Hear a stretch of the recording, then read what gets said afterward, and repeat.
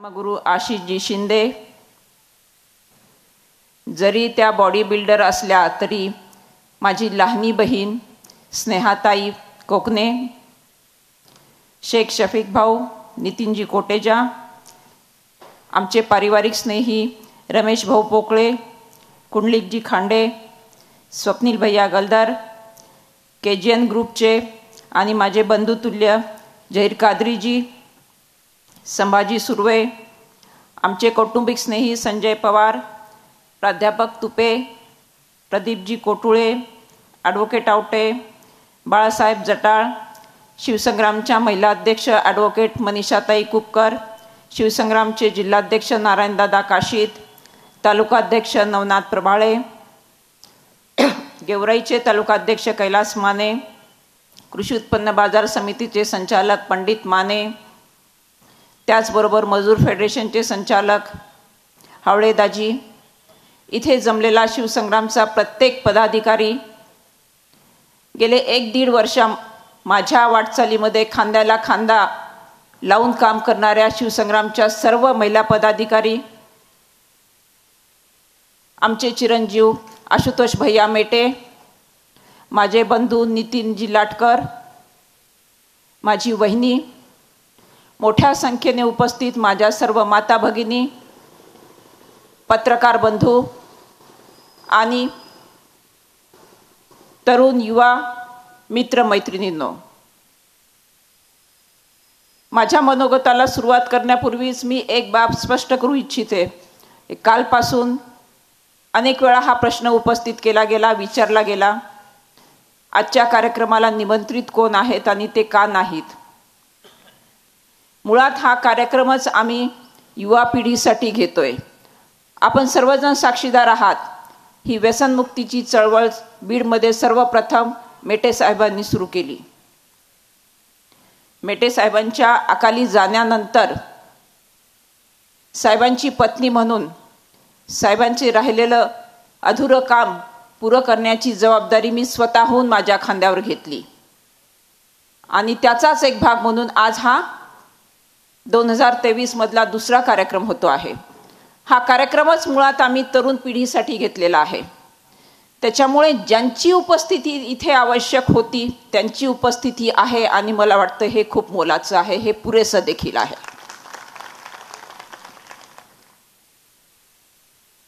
हा कार्यक्रम घेत असताना माझ्यापूर्वी बोलणाऱ्या अनेक वक्त्यांनी सांगितलं की साहेब स्वतः व्यसनापासून कोसं दूर होते. याचा मला पत्नी म्हणून सार्थ अभिमान देखील आहे. आमच्या कुटुंबाने व्यसनाचे होणारे दुष्परिणाम देखील खूप जवळून अनुभवले आहेत आणि साहेबांचा सातत्याने प्रयत्न असायचा की व्यसन मग ते कोणतंही असो ते कुणीही करता कामा नये. इथे स्नेहाताईंनी अतिशय अचूकरित्या त्यांच्या मनोगतात सांगितलं, व्यसन कधीही वाईट नसतं. व्यसन करा, जरूर करा, परंतु ते चांगल्या गोष्टींचं करा. साहेबांना व्यसन होतं समाजकारणाचं आणि आपण सगळेजण त्या साहेबांच्या व्यसनाचे साक्षीदार आहात. शिंदे साहेबांनी 35 वर्षापेक्षा जास्त काळ साहेबांसोबत काम केलेलं आहे, जवळून अनुभवलं आहे साहेबांचं समाजकारण. त्यानंतर आपल्यापैकी अनेकांनी ते अनुभवलेलं आहे. म्हणून मी या तरुण पिढीला सांगेन, स्नेहाताईंनी सांगितल्याप्रमाणे, की व्यसन जरूर करा, परंतु समाजकारणाचं व्यसन करा. चांगल्या गोष्टींचा छंद हा तुम्हाला एका वेगळ्या उंचीवर नेऊन पोहोचवत असतो. राष्ट्राचे भावी आधारस्तंभ म्हणजे ही पिढी आहे आणि याच पिढीसाठी ओमप्रकाश भाऊ, याच पिढीसाठी आम्ही हा कार्यक्रम घेतलाय आणि ते आज इथे मोठ्या संख्येने उपस्थित आहेत. हे आम्हाला पुरेसं आहे. आजचा कार्यक्रम आयोजित करत असताना Tukaram rural and human development charitable ट्रस्टच्या बरोबरीने शिवसंग्रामने प्रयत्न केलेले आहेत. शिवसंग्राम ही एक सामाजिक संघटना आहे. सामाजिक वसा आणि वारसा हा साहेबांच्या झाल्यानंतर थांबू देणं समाजाच्या निकोप हिताचं नाही, हे आतापर्यंत बोललेल्या अनेक वक्त्यांनी आपल्या मनोगतामध्ये व्यक्त केलेलं आहे. त्याचाच एक भाग म्हणून शिंदे साहेबांनी सांगितल्याप्रमाणे मराठा आरक्षणाचे प्रणेते स्वर्गीय विनायकरावजी मेटे साहेबांचं स्मरण करत असताना मी आपल्या सगळ्यांना एक बाब आवर्जून सांगेन की मराठा आरक्षण आणि छत्रपती शिवाजी महाराजांचं अरबी समुद्रातील स्मारक कदापिही होणार नाही.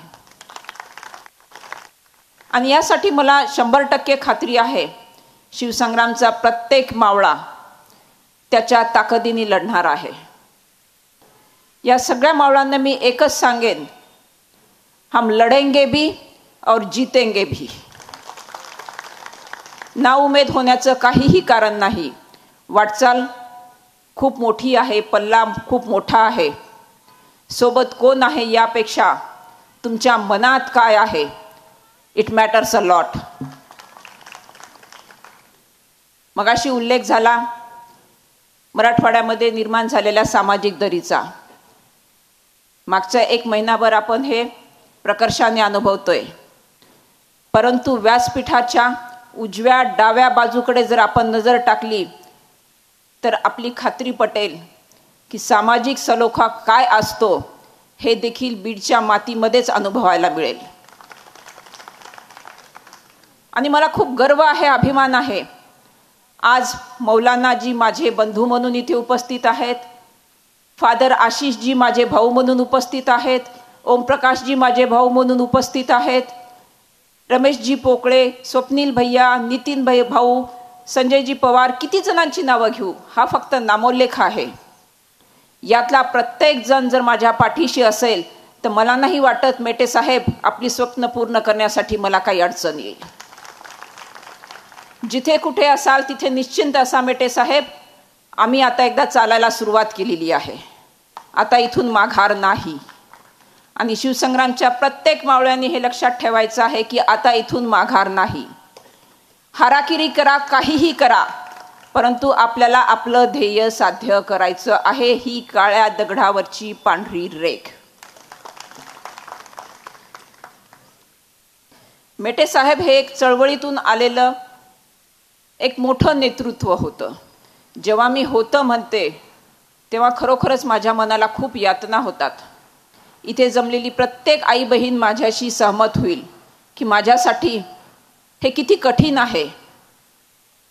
गेल्या 1.5 वर्षाच्या प्रवासामध्ये हजारो डंख मी अनुभवले, परंतु या डंखातूनच मला शेकडो पंखांचं बळ तुम्ही दिलं, या व्यासपीठावर उपस्थित प्रत्येकाने दिलं. आणि या पंखांचं बळ लिहून मी आता सज्ज झालेली आहे, हे मी पुन्हा एक वार सांगू इच्छिते. साहेबांनी व्यसनमुक्तीचा एक अभिनव लढा म्हणून या रॅलीचं आयोजन करण्याची परंपरा सुरू केली. साहेबांच्या निधनानंतर अतिशय साध्या पद्धतीने आम्ही ही परंपरा पुढे नेतो आहोत. हेतू हा एकच आहे की एक चांगला उपक्रम सेनापती नाही म्हणून बंद पडता कामा नये. साहेबांच्या सामाजिक विचारांबद्दल शिंदे साहेबांनी सांगितलेलं आहे. मी देखील आवर्जून सांगू इच्छिते की केवळ आमचाच विवाह नाही तर आमच्या कुटुंबातील प्रत्येक सदस्यांचा विवाह साहेबांनी सामूहिक विवाह सोहळ्यात केला. हेतू एकच होता की 90च्या दशकामध्ये जेव्हा आमचं लग्न झालं तेव्हा मराठा समाजामध्ये लग्न समारंभावरती जो आवाजवी खर्च व्हायचा आणि त्यातून होणारा कर्जबाजारीपणा टाळण्यासाठी साहेबांनी ही चळवळ सुरू केली. आणि स्वतः आपण जर सांगितलं आणि त्याप्रमाणे वागलो नाही तर समाजकारण करण्याचा नैतिक अधिकार राहत नाही, म्हणून स्वतःचा विवाह देखील त्यातच केला आम्ही. उक्ती तशी कृती असणारे फार कमी नेते असतात. हे मी पत्नी म्हणून बोलत नाही, पत्नी म्हणून तर मला सार्थ गौरव असलाच पाहिजे, परंतु आपण देखील अनुभवलं असेल की असे नेते खूप अभावाने असतात आणि म्हणून कदाचित आपण त्यांना आता लोकनेत्याचं बिरुद बहाल करताय. साहेबांना जेव्हा लक्षात आलं की महाराष्ट्रातील सर्वात कमी मुलींचा जन्मदर हा बीड जिल्ह्यातील शिरूर कासारमध्ये आहे, तेव्हा हेच मेटे साहेब होते ज्यांनी अजित बालिका योजना सुरू केली आणि त्याचा परिपाक म्हणून आपणा सगळ्यांनी अनुभवला असेल की शिरूर कासारमध्ये मुलींचा जन्मदर वाढला. हीच संकल्पना घेऊन मागच्या वर्षी बीडच नव्हे तर महाराष्ट्रातील अनेक जिल्ह्यांमध्ये शिवसंग्रामच्या वतीने जिजाऊ जयंतीच्या दिवशी जन्मलेल्या सर्व माता मुलींचा सन्मान करण्यात आला. उद्देश एकच होता. मगाशी स्नेहाताईंनी सांगितल्याप्रमाणे प्रत्येक आईला वाटतं की माझा मुलगा असा घडला पाहिजे, परंतु माझी मुलगी देखील अशी घडली पाहिजे ही मानसिकता निर्माण व्हावी आणि साहेबांचा देखील विचार जपला जावा या उदात्त संकल्पनेतून जिजाऊ जयंतीला शिवसंग्रामच्या अनेक मावळ्यांनी हा एक स्तुत्य उपक्रम राबवला. साहेबांच्या पश्चात ज्या घडामोडी घडल्या, बीड असेल किंवा महाराष्ट्रातील अनेक जिल्हे असतील, तिथे शिवसंग्राम संपला आहे की काय असे वाटणारे अनेक प्रश्न उपस्थित झाले. परंतु मी हे निश्चितच सांगू शकेन की प्रत्येक वेळी ज्वालामुखीने धगधगता असण्याचं काही कारण नसतं. तो अनेक वेळा सुप्तही राहतो आणि सुप्त ज्वालामुखी काय करू शकतो हे आपण अनेक वेळा भूगोलामध्ये पाहिलेलं आहे. मला वाटतं एवढं विधान खूप पुरेसं आहे. आज व्यसनमुक्तीच्या रॅलीच्या अनुषंगाने जेव्हा आपण इथे एकत्र जमलो आहोत, तेव्हा एकच बाब मला आपल्यापुढे स्पष्ट करायची आहे की कळत नकळत आपण जेव्हा पाश्चिमात्य किंवा भौतिक संस्कृतीचा अंगीकार करतो, तेव्हा त्यातील काही प्रथा आपण अनिष्टपणे अंगीकारतो आणि यापासून आपली तरुण पिढी परावृत्त व्हावी म्हणून गेली अनेक वर्ष भव्य दिव्य संगीत रजनीचं आयोजन बीडमध्ये केलं जात होतं. अजूनही आमचं कुणाचंही मन धजावत नाही असे भव्य दिव्य कार्यक्रम आयोजित करण्यासाठी. फक्त प्रतिकात्मक म्हणून याही वर्षी उद्या 31 डिसेंबर रोजी ज्ञानेश्वर मेश्रामकृत झेंडाफेम ज्ञानेश्वर मेश्रामकृत लावणी भुलली अभंगाला हा एक नाविन्यपूर्ण आणि अभिनव कार्यक्रम बीडकरांच्या सेवेमध्ये सादर होणार आहे.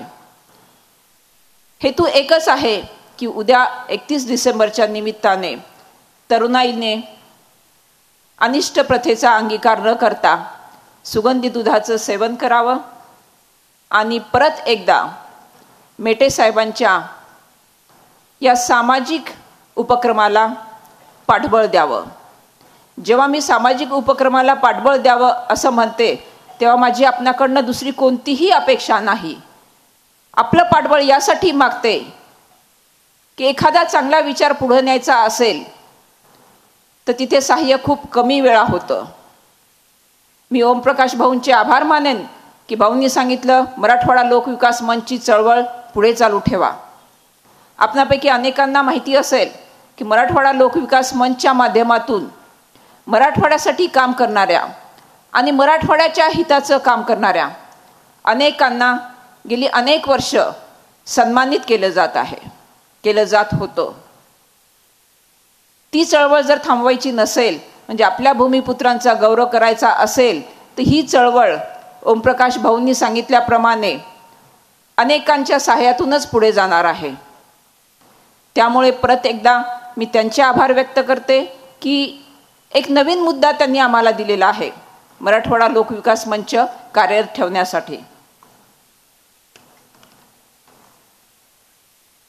गेली 1-1.5 वर्ष जेव्हा मी काम करतोय,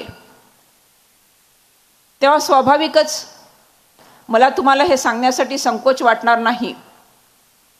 हे बोलण्यासाठी वगैरे खूप छान असतं की आबाळभर दुःख पेलून मी काम करते आहे, परंतु ही प्रेरणा मिळते कुठून मला? मी हे नक्कीच सांगितलं पाहिजे की ही प्रेरणा सर्वप्रथम दिली मला माझ्या 2 लेकरांनी. त्यानंतर म्हणजे इथे मी फक्त नामोल्लेख करेन. नामोल्लेख करत असताना असा त्याचा अर्थ नाही की ही प्रेरणा देणारे तुम्ही नाही आहात. केजमधला एखादा रामधन ठोंबरे असेल, रायगडमधला एखादा ऋषी असेल, किंवा बीडचा एखादा वायकर असेल, हे सगळे मला सांगत असतात की ताई तुला थांबता येणार नाही. साहेबांचे सामाजिक विचार पुढे नेण्यासाठी मी तरी सध्या माझ्या परीने काम करत आहे आणि त्याला ह्या व्यासपीठावरचा प्रत्येक मान्यवर आणि माझ्यासमोर बसलेली प्रत्येक व्यक्ती सहाय्य करते आहे. त्यांचं देखील मी इथे मनपूर्वक आभार व्यक्त केलं पाहिजे.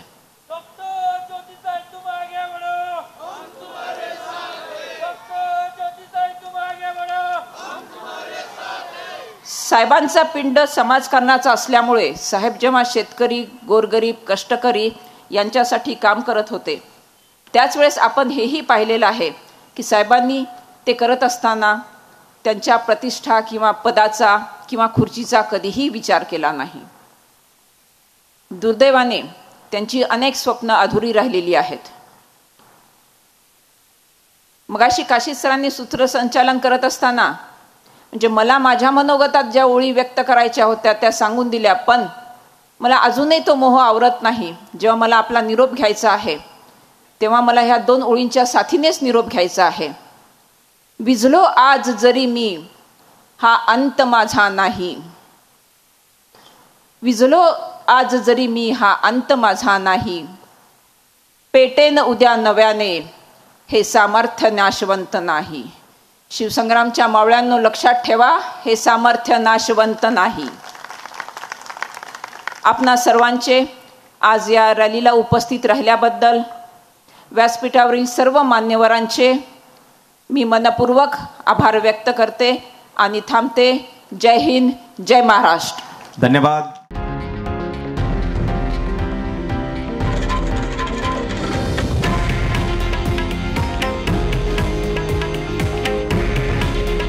हे आहे देशातील नंबर 1 न्यूज नेटवर्क आणि आपण पाहत आहात TV9 मराठी.